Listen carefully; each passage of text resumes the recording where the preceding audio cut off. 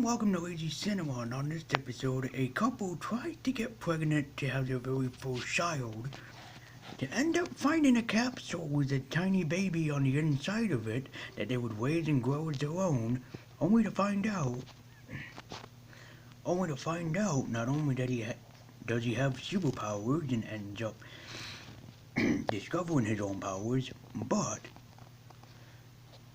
but ends up becoming more evil than meets the eye and also leaves terror in his wake in Brightburn.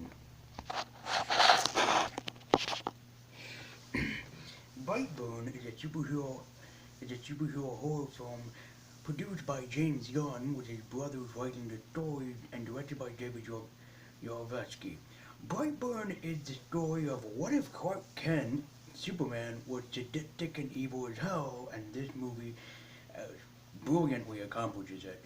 A couple very similar to the Kents end up finding a baby who ends up becoming a destroyer of the world and ends up destroying our life and humanity as we know it.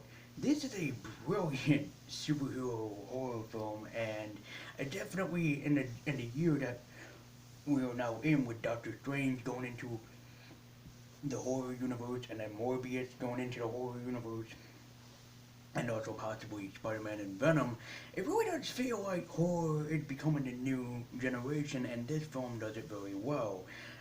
The couple that is portrayed by Elizabeth Banks and David Denham really do a great job portraying a good couple. I mean, I love the chemistry between them, and then when they come to the son Brandon, Elizabeth is more protective of him than David is, and obviously the film takes its time to build things up to let us know that Brandon is not correct in the head, and also that he is something that is not very much like Clark Kent, that he is much more sinister to meet the eye.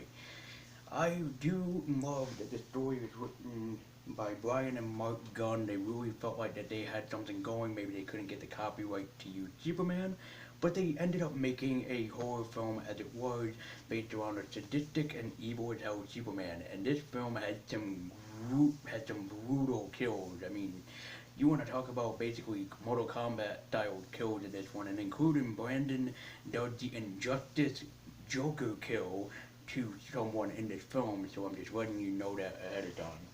If you're looking for a new and unique horror film, Brightburn is definitely the place to go.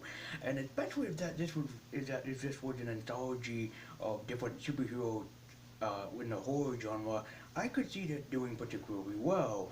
You know, it's almost the same thing that they did with Cloverfield, for example, but doing it with a superhero horror genre film. And I gotta say, I give this movie definitely a high score of either an A plus or a 10 out of 10, because it does things very, very well.